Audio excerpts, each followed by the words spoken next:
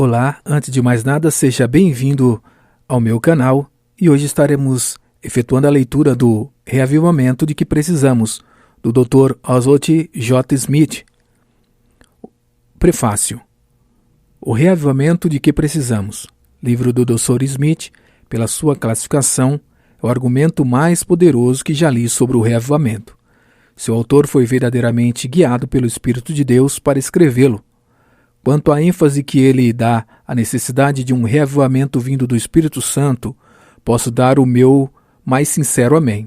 O que vi sobre o reavivamento na Coreia e na China está em perfeito acordo com o reavivamento referido neste livro. É muito oportuno o fato do Dr. Smith ter esclarecido sobre o tipo de reavivamento moderno que é o resultado dos esforços e métodos humanos. Se todos nós tivéssemos fé para perseverar em oração intensa a Deus, haveria então um reavivamento espiritual e genuíno, e o Deus vivo receberia toda a glória. Em Manchúria e na China, quando nada mais fiz senão apresentar uma pequena palestra e deixar o povo orar, ficando eu completamente fora de qualquer evidência, vimos as mais poderosas manifestações do poder divino. Tivesse eu a riqueza de um milionário, colocaria este livro em todos os lares cristãos, esperaria confiantemente por um reavivamento que percorria todo o mundo. Reverendo Jonathan Goforth, Toronto, Canadá. Capítulo 1. O reavivamento de que precisamos. Foi em 1904, todo o país de Gales estava como se em chamas, a nação tinha se afastado de Deus, as condições espirituais eram de níveis bastante baixos, a frequência dos fiéis na igreja medíocre, o pecado graçava por todos os lados. De repente, como se fosse um tornado que ninguém esperava, o Espírito de Deus varreu aquela região. As igrejas começavam a encher-se de tal modo que as multidões podiam entrar. As reuniões começavam às 10:30 da manhã e iam até meia-noite. O instrumento mando dessas manifestações era Evan Robert. Apesar de pregar muito pouco, o trabalho consistia principalmente em cânticos, testemunhos e oração. Também não havia livros de hinos, porque os cânticos tinham sido aprendidos na infância. Não havia necessidade de coro, porque todos cantavam. Não havia coleta e não faziam anúncios. Jamais havia ocorrido qualquer coisa assim, com resultado de tão grande alcance no país de Gales. Os infiéis convertiam-se, pessoas dominadas pelo hábito da embriaguez, gatunos eram salvos, milhares de pessoas se reabilitavam, passando a viver respeitosamente. Pagavam-se dívidas antigas. Até os animais das minas de carvão mostraram um comportamento diferente, por não estarem acostumados aos bons tratos. Dentro de 5 semanas, 20.000 pessoas se reuniram às igrejas. Em 1835, Tito Kwan desembarcou numa das praias do Havaí. Por ocasião de sua primeira viagem, as multidões humanas se aglomeravam para o ouvirem. Procuravam-se com tanta insistência que ele mal tinha tempo para comer. Certa ocasião teve de pregar 3 vezes antes de tomar a primeira refeição. Ele sentia que Deus estava agindo de modo fora do comum. Em 1837, o fogo hesitante passou a arder com grande intensidade. Quase que toda a população do lugar se reunia para o ouvir. Falava às 15.000 pessoas. Não puderam procurar as massas, eram essas que a procuravam em reuniões ao ar livre durante 2 anos. Não havia, quer fosse nos cultos de dia, quer nos da noite, uma hora sem que multidões de 2.000 ou 6.000 pessoas não se reunissem ao sinal do sino. Havia choros, soluços, calafrios e súplicas, pedindo misericórdia, às vezes em voz alta que quase não se ouvia do pregador. Centenas de vezes os ouvintes caíam desmaiados. Alguns exclamavam: "A espada de 2 gumes me está despedaçando." O zombador malicioso que veio para se divertir à custa dos outros caiu como um cão e gritou: "Deus me feriu." Uma vez, quando pregava para 2.000 pessoas, um homem exclamou: "Que devo fazer para me salvar?", repetindo a pergunta do publicano, enquanto toda a congregação se levantou pedindo misericórdia. Durante meia hora, Kwan não pôde retomar a palavra, tendo que permanecer de pé, contemplando o trabalho de Deus. Por esse tempo, muitas questões litigiosas se resolveram amigavelmente. Muitas vítimas de embriaguez foram restauradas, uma vida normal e muitos adúlteros se converteram. Assassinos se restauravam e eram perdoados. Gatunos restituíam o que tinham furtado, renunciavam o que vinham praticando durante a vida inteira. No ano entraram para a igreja 5.244 pessoas.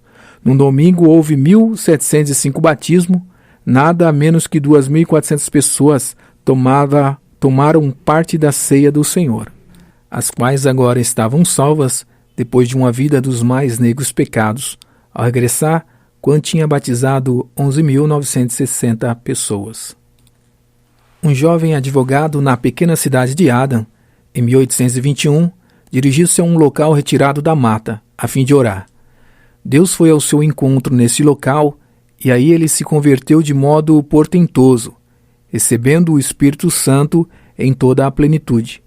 Esse homem foi Charles Finney. A população ouviu a seu respeito e ficou profundamente interessada e, como que tomando uma decisão comum, à noite reuniu-se na casa de cultos. Finney estava presente. O Espírito de Deus desceu sobre todos com seu poder e sua força para convencer, dando início a um reavivamento. O movimento se espalhou-se pelas regiões circunvizinhas, até que todos os estados do leste ficavam firmemente tomados por um poderoso despertamento. Quando Finney pregava, o Espírito era derramado. Frequentemente ele era precedido por Deus, de modo que, ao chegar ao local, já encontrava o povo a chorar pedindo a misericórdia de Deus. Algumas vezes a convicção de pecado era tão grande e provocava gemidos tão lancinantes que Finney tinha de interromper a pregação e esperar que o ambiente se serenasse. Convertiam-se ministros e membros de igrejas. Os pecadores se regeneravam aos milhares. Durante anos o poderoso trabalho da graça continuou operando. Nunca se tinha visto coisa semelhante. Acabo de relembrar apenas 3 acontecimentos históricos sobre o derramamento do Espírito Santo. Poderiam ser citados centenas de outros, mas estes bastam para mostrar o que quero dizer. É isto o que carecemos hoje, mais do que qualquer outra coisa. Quando me lembro de tais derramamentos ocorreram na China, Índia, Coreia, África, Inglaterra, País de Gales, Estados Unidos, nas Ilhas dos Mares e em muitos outros lugares, e que o Canadá, no nosso domínio, nosso próprio país tão amado, na sua história ainda não experimentou um reavivamento nacional. Meu coração clama a Deus pedindo uma manifestação assim de sua própria pessoa. Será que necessitamos ouvir apenas isso? Quantas de nossas igrejas estão com menos da metade dos auditórios ocupados, domingo após domingo? Não é numerosa a multidão de pessoas que não entra na casa de Deus? Quantas são as reuniões de oração realizada no meio da semana que se caracterizam pela sua vida e prosperidade espiritual? Onde é que está a fome pelas coisas espirituais? E a respeito de missões das terras longínquas, de além-mar, das terras do paganismo, o que é que estamos fazendo? Porventura as multidões que estão perecendo despertam em nós alguma ansiedade? Será que nos tornamos egoístas? E o que dizer a propósito das riquezas tremendas que Deus nos concedeu? Tomai os Estados Unidos como exemplo, a nação mais rica do mundo moderno, tendo a maior parte de seus bens nas mãos de cristãos professos.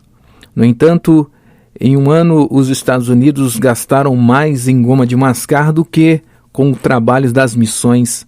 Quantos são os cristãos que estão dando a Deus a 10ª parte do que Deus lhe dera? Tomai agora nossos institutos e seminários em nossa terra e no campo missionário, onde se ensina a alta crítica. Ousam dizer que Jesus nunca fez milagres, nunca ressuscitou dos mortos e não nasceu de uma virgem, não morreu como nosso substituto e que não vai voltar outra vez. Quantos são os cristãos professos que estão vivendo uma vida semelhante à de Cristo diante de homens? Como nos estamos tornando semelhante ao mundo? Como é pequena a oposição que encontramos. Onde estão as perseguições que eram desencadeadas contra a igreja primitiva? Como é fácil ser cristão hoje em dia. Que dizer sobre os ministros? Porventura, o ministro faz sentir, converte e salva por meio de suas mensagens? Quantas são as almas que se salvam pela pregação da palavra? Ah, meus amigos, estamos oprimidos com um sem número de atividades eclesiásticas, enquanto a verdadeira tarefa da igreja, que é evangelizar o mundo e salvar os perdidos, está quase completamente negligenciada. Onde está a convicção de pecados que costumávamos conhecer? Será alguma coisa do passado? Reparemos numa das reuniões de Finney. Ah, se pudéssemos repeti-la hoje. Conta-nos ele que certa vez, quando estava dirigindo reuniões em Antuérpia, um velho convidou-o para pregar numa pequena casa de escola que ficava perto. Ao chegar, a casa estava tão cheia de gente que ele dificilmente conseguiu um lugar para ficar de pé perto da porta. Dali Finney falou durante muito tempo. Finalmente começou a mostrar-lhes que era uma comunidade que não se preocupava com Deus, pois era gente que não mantinha serviços religiosos no distrito. Imediatamente foram tomados pelo sentimento de convicção. O Espírito de Deus caiu sobre eles como uma onda elétrica. Uma por uma das pessoas foi se ajoelhando ou prostrando-se no chão, rogando por misericórdia. Dentro de 2 minutos estavam todos prostrados e Finney teve de interromper a pregação, pois que não conseguia fazer-lhe ouvir. Por fim, ele conseguiu prender a atenção do velho que o convidara e que, sentado no meio do recinto e olhando em volta de si atônito, tendo que gritar com todo o poder de seus pulmões para pedir que ele orasse. E então, tomando-os um por um, apontou-lhe Jesus. O velho encarregou-se da reunião enquanto ele se dirigia a todos de um em um durante a noite inteira. Tão intensa e profundo era a convicção de pecado. Os resultados permaneceram em um dos jovens que converteram, tornou-se um ministro eficiente do Evangelho. Assim, os homens esquecem-lhe de Deus. O pecado prolifera por todos os lados. Os ouvintes não são mais arrebatados pelos que falam ao púlpito. E eu não sei de outra coisa a não ser o derramamento do seu Espírito que possa vir de encontro a essa situação. Vintenas e centenas de comunidades foram transformadas pelo reavivamento desse tipo e eles poderão transformar as nossas. Agora, se me perguntar-se como conseguir tal derramamento do Espírito Santo, vos responderei, mediante a oração. É verdade, porém, que é necessário algo antes da oração. Teremos primeiro de tudo de tratar da questão do pecado. Portanto, a menos que nossas vidas sejam retas aos olhos de Deus, a menos que o pecado seja banido, se quisermos, poderemos orar até o dia do juízo, mas o reavivamento não se realizará. Mas as vossas iniquidades fazem divisão entre vós e o vosso Deus, e os vossos pecados encobrem o seu rosto de vós, para que vos não ouça. Isaías 59:2. Provavelmente a melhor orientação que temos a este respeito é a profecia de Joel. Vejamos o que diz. É um apelo ao arrependimento. Deus está ansioso para abençoar o seu povo, porém o pecado retém a bênção. E assim, em seu amor e compaixão, Deus procede o severo julgamento, que é descrito nos capítulos 1 e 2 desse livro. Esse julgamento já está quase à porta da cidade. Reparai, porém, como o seu amor é grande. Notai os versículos de 12 e 14 do 2º capítulo, os quais dizem: Convertei-vos a mim de todo o vosso coração, e isso com jejuns, e com choro, e com pranto, e rasgai o vosso coração, e não vossos vestidos, e convertei-vos ao Senhor vosso Deus, porque Ele é misericordioso e compassivo, e tardio em irar-se, e grande em benevolência, e se arrepende do mal. Quem sabe se voltará e se arrependerá e deixará após si uma bênção. Agora, meu amigo, não sei qual é o teu pecado. Tu o conhece e Deus o conhece. Quero que pense nele, porque é melhor que pare de orar e te levantes dos teus joelhos enquanto não resolveres o teu caso e não deixares o teu pecado.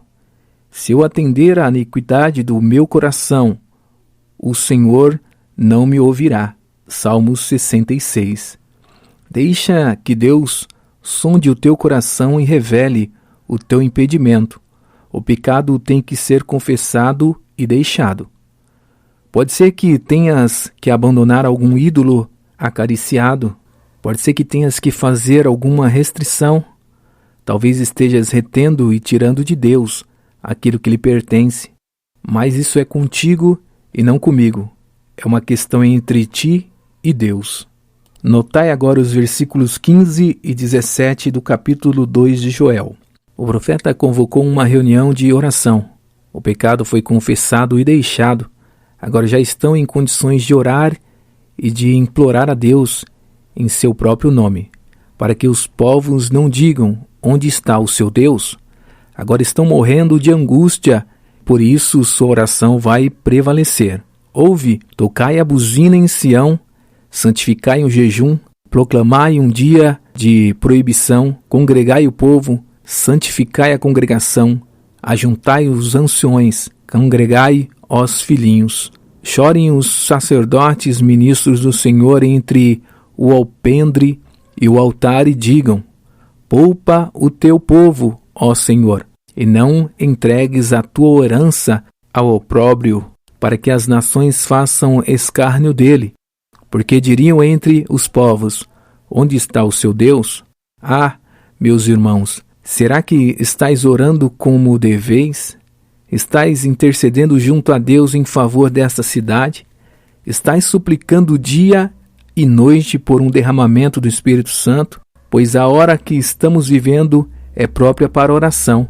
Somos informados que durante certo tempo, na vida de Finney, o reavivamento estava esmorecendo. Por essa ocasião, ele fez um pacto com os moços, pelo qual todos se comprometeram a orar. Ao nascente do sol, ao meio-dia, ao pôr do sol, em seus aposentos, durante uma semana. O Espírito foi derramado outra vez com abundância e, antes de terminar essa semana, as reuniões eram de novo formadas por multidões de pessoas sedentas do Evangelho. É claro que essas orações têm de ser orações cheias de fé, orações que esperam pelos resultados. Se Deus desperta nos corações dos fiéis o desejo de orar em favor de um reavivamento, é sinal de que Deus está desejando o conceder, e Deus sempre cumpre a sua palavra. Haverá chuvas de bênção, suas promessas não falham. Será que temos fé? Será que de fato esperamos por um despertamento? Notemos agora a resposta rápida do versículo 18 do capítulo acima citado de Joel. Então, isto é, depois de terem deixado o pecado e orado a Deus, então o Senhor terá zelo de sua terra e se compadecerá do teu povo.